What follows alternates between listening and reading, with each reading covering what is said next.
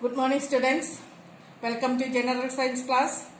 In the previous class, we have learned about extinct and endangered animals, isn't it? Okay. What do you mean by extinct? When an organism vanishes from a place or from the world, we say it is extinct, isn't it? Example for extinct animals: cheetah, dinosaur, etc., isn't it? Okay. And endangered. What do you mean by endangered? When very few of a particular kind of animals or organisms are left in a place or in the world, we say they are endangered. Example, tiger. Tiger is an endangered species in the world. Okay. Then today we have to look into another resource. Okay, another resource called rocks. Another resource, rocks. Rocks are mainly three types. Okay, they are igneous rock, sedimentary rocks, and a metamorphic rock. What are they? Igneous rock, sedimentary rocks, and a metamorphic rock. Rocks are of mainly three types: igneous rock, metamorphic rock, and a sedimentary rock. Let's see first is igneous rock. Igneous rock is the igneous rock is the oldest rock. Oldest rock. To ignite means to set fire to something. So igneous means something connected with a fire. Something connected with a fire. So igneous rock get its name from the way they were formed. From the way they were formed.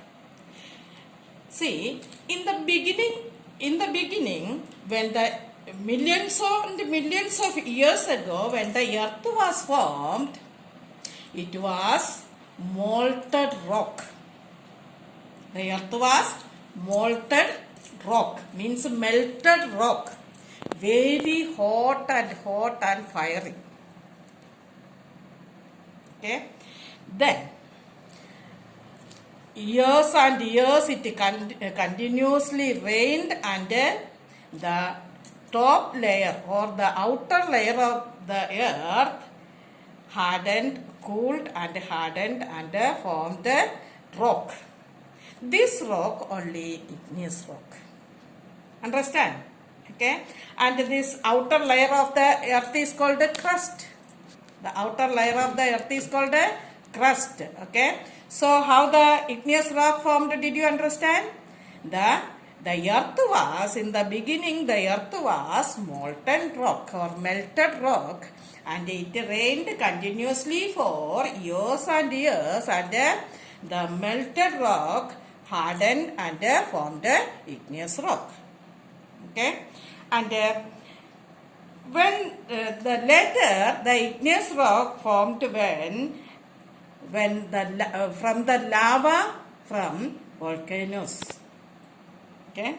And granite is an example for igneous rock we used for building purpose. Granite is an example for igneous rock, and we use as building materials. Did you understand? So this is the way igneous rock formed. And next one is sedimentary rock. Sedimentary rock. What do you mean by sediments?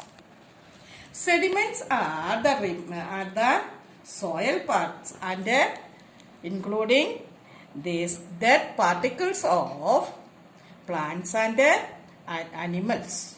Plants and animals.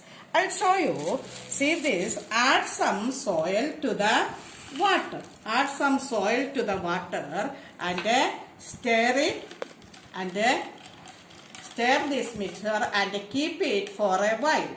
See some particles and all you can see here. Can you see? These are all dead particles of plants.